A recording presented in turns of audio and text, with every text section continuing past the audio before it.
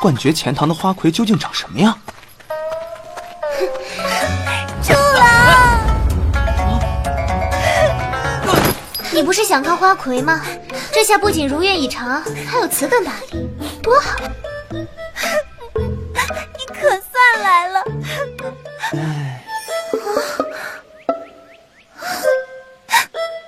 真是好一对逼人呢！哎呀，不是，我跟他只是同类。你听我解释，没什么好解释的，今日我定要宰了你！Halo para pecinta film Tionghoa, so bagaimana kabar kalian? Semoga kalian dalam keadaan yang baik-baik saja. Tentu saja di video kali ini bakal melanjutkan series film Tionghoa yang berjudul Xiang Feng Jian Yulu Part 4. Buat kalian yang belum nonton video sebelumnya, silahkan cek link yang ada di deskripsi video ini, oke? Langsung saja kita mulai.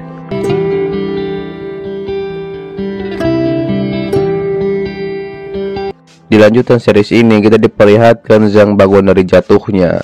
Ia bilang hanya beberapa penetua yang memahami suara angin dan guntur.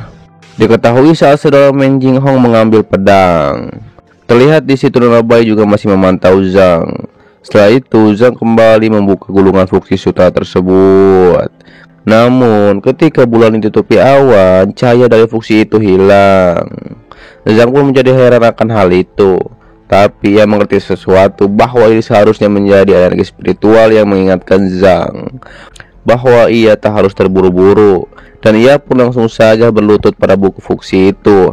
Dan dia akan berjumpa besok pagi lagi. Di sisi lain, Nona Bai heran apa yang dilakukan Zhang benar-benar konyol. Terlebih lagi, Nona Bai pun semakin tak paham dengan hal konyol ini. Kemudian Nona Bai pun langsung pergi. Namun di sisi lain, Zhang melihat gulungan fuksi tersebut bercahaya kembali. Dan ia akan kembali besok malam. Tapi ketika Zhang akan pulang, ia melihat kain Nona Bai. Dan sepertinya semalam ia baru saja melihat semua ini. 金师兄认同了我的猜测，既然如此，那就……哎，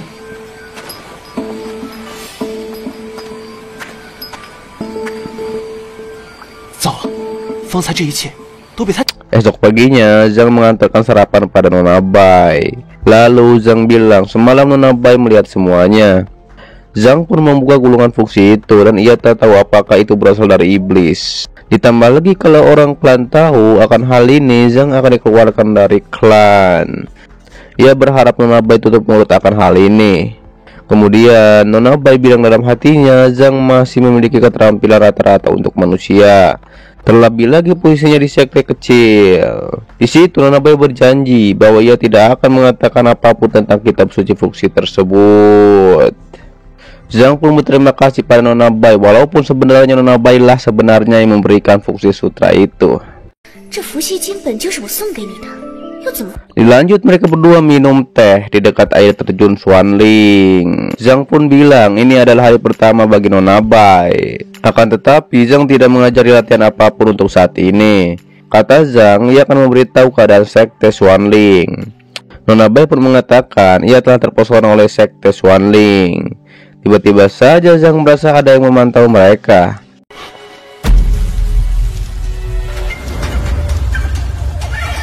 Ternyata itu adalah kakak Chu Ling Feng. Zhang pun memperkenalkan kakak Chu yang ia adalah saudara kedua dari Zhang. Ia juga murid kedua dari guru Zhang. Ditambah lagi ia adalah kepala King Zhongtang, salah satu dari 5 aula besar dari sekte Xuanling. Lalu Feng pun bilang dalam hatinya, wanita ini harum, tapi seperti ada sesuatu yang tersembunyi. Pastinya Nona Bai seperti Dewi Surgawi.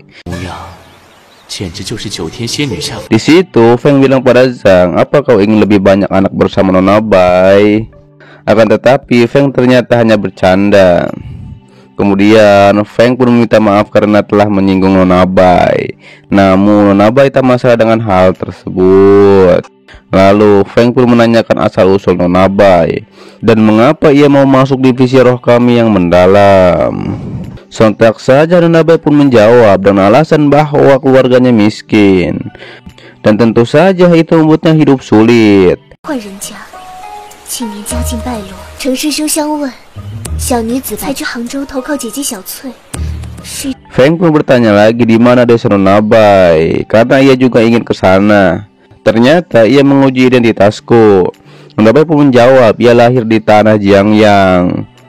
Pada saat itu juga Feng ditarik oleh Zhang, dan dia bilang jangan terus bertanya soal identitas Nona Bai, dikarenakan Zhang tidak mungkin merekrut orang yang mencurigakan. Feng juga bilang apakah Nona Bai bisa dipercaya. Zhang menjawab tentu saja. Di situ Feng punya satu hal penting. Jika Xian Lutong tidak meningkat pencapaian karena dipegang oleh Zhang, ia khawatir Fang Zhong benar-benar ingin menutup pendirian Xian Lutong. 真要取消仙路堂堂号了。 Feng telah memberitahu Zhang tentang penatua Xing Luming, dan Zhang harus benar-benar cepat. Kata Zhang, ia telah berpergian cukup jauh dari sekte, bahkan bertemu iblis dan mengalahkannya. Di situ Feng berkata, baru-baru ini ia tahu tentang lokasi iblis. Tapi Feng ragu memberitahu Zhang. Tapi Zhang bilang katakan saja. Ternyata tempat tersebut adalah Hang Zhong Qiantang. Feng menyuruh Zhang untuk pergi ke sana. Sontak saja Nona Bai pun ingin pergi ke sana juga, dikarenakan ia akrab dengan tempat tersebut. Lalu Zhang pun bertanya soal informasi tempat Qiantang. Akan tetapi Feng mengajak mereka berdua membicarakan hal tersebut sambil minum teh. 就知道师弟你上进。白姑娘，来，到底是怎么回事？我主。 Kata Feng, di wilayah Qiantang ada penari namanya Yun Miao. Tentu saja kecantikan dan tariannya terbaik di rumah bordil. Bahkan tuan muda keluarga Wuyu yaitu Zhu jatuh cinta padanya dan menikahinya. Namun setelah beberapa hari Zhu meninggalkannya. Sontak saja Nona Bai pun bilang semua pria itu sama saja. Namun Feng meminta Nona Bai tenang. Diceritakan Miao mencoba untuk melihat suaminya yaitu Zhu, tapi ia tak tahu bahwa suaminya sudah dirasuki oleh iblis. 而不见，只是他这时哪知道，主不是，你给我出来！妙妙几次求见，他是妖族迷了心。 Diketahui bahwa Miao telah melakukan mogok makan beberapa hari. Nona Bai pun bilang ia tak bisa membiarkan hal ini terjadi terus dan hanya menonton saja. Tadinya Feng lah yang akan menyelesaikan masalah ini, tapi Feng dengar bahwa iblis bukanlah iblis jahat yang sangat tua. Itu hanyalah tipuan. 年凶妖，只是善祸人耳。想到师弟你， Lalu Zhang pun bilang dengan kata-kata bijaknya, selamatkan dunia dari ketidakadilan. Namun Feng justru merendahkan kultivasi Zhang. Sontak saja Zhang berkata ia telah memiliki banyak pengalaman dalam teknik pedang. Feng juga mengingatkan Zhang setan yang menghantui kota Qiantang sering ada di pasar, dan itu sangat membingungkan anak bangsawan. Zhang pun berterima kasih Feng telah memberitahunya. Kemudian terlihat mereka berdua pun ada di hutan yang waktu itu bertarung dengan elang iblis. Di situ Zhang akan mengajari Nona Bai beberapa ilmu pedang, yaitu ilmu pedang dasar. Zhang pun langsung mempraktekannya. Di situ Nona Bai bilang dalam hatinya, diketahui saat kerajaan iblis berperang dengan manusia, yang ditakuti iblis adalah pedang Taois. Nona Bai pun akan mempelajari teknik pedang supaya pasukan iblisnya tak terkalahkan. 最畏惧的正是这道门术士，如果能了解道家剑，一定能让我妖族军队战无不胜。 Nona Bai pun berlatih dengan Zhang, tapi Nona Bai belajar dengan sangat cepat, dan Zhang pun senang akan hal tersebut. Kata Nona Bai, ini adalah mantra pesona. Ditambah lagi Nona Bai mahir karena ia iblis wanita.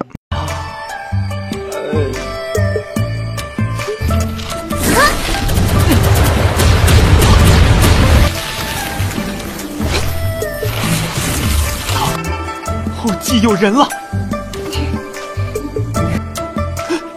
是三千祖师。符箓这些法术，正是我女娲大神妖族一系。 Esok paginya mereka berdua di pasar. Di situ Zhang bertanya pada pedagang. Di situ ia bertanya soal Zhu dan Miao, dan Zhang pun harus membeli roti dulu, baru ia akan diberitahu. Pada akhirnya Zhang pun mendapatkan informasi, dan ia pun melanjutkan perjalanan bersama Nona Bai.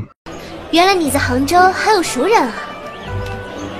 Di situ Zhang bilang, meskipun kami di sini untuk menyingkirkan setan, akan tetapi menyelamatkan orang adalah prioritas pertama seorang Taois. Zhang pun bertekad harus bisa menyelamatkan Miao. Nona Bai pun kagum dengan Zhang akan hal tersebut. Kemudian mereka berdua pun melanjutkan perjalanan dengan suasana hati yang gembira. Sampailah mereka di Guanlingshan, yaitu tempat Miao tinggal. Nona Bai pun heran pelacur paling cantik tinggal di tempat yang sederhana ini.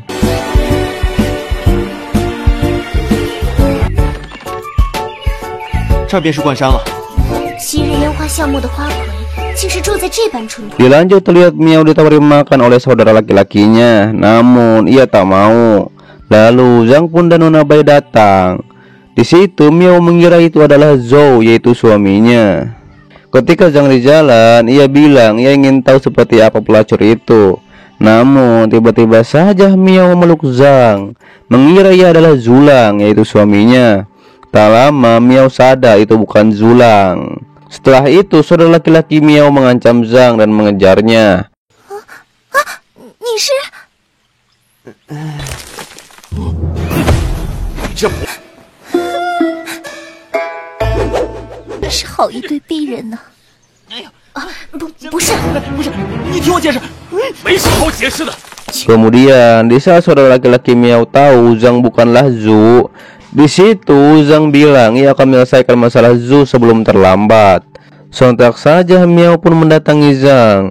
Lalu Zhang pun memperkenalkan dirinya dan ia datang ke sini untuk membantu Miao. Terlihat Miao menawari bantuan apapun seperti jimat dan lainnya. Akan tetapi Zhang bilang ia tak butuh hal itu. 是伏击还是画符，还是新武雷正法？ 不需伏击，也不用画符。 Ditambah lagi kata Zhang, Miao hanyalah gadis yang tahu menyanyi dan menari. Miao pun berkata, Zhang sama saja dengan yang lainnya, hanya ingin melihatnya menari dan bernyanyi untukmu. 虽然说了无数遍，今生不再唱一首歌，跳一曲舞。让你装世外高人，玩脱了吧？ Tentu saja bersambung di part 5 dan seterusnya. Oke, ini adalah lanjutan series Donghua ya, Xiang Feng Jian Yulu. Dan sepertinya ya, ini adalah sambil menunggu episode ini baru ada 4 episode ya. Ini ada 5 episode dirangkum jadi satu part atau satu video. Untuk part yang lainnya ya itu masih sekitar 4 episode, musik kurang, jadi harus menunggu episode lagi itu dari Xiang Feng Jian Yulu. Makanya untuk daripada itu kita akan melanjutkan ke Donghua Lord Universe ataupun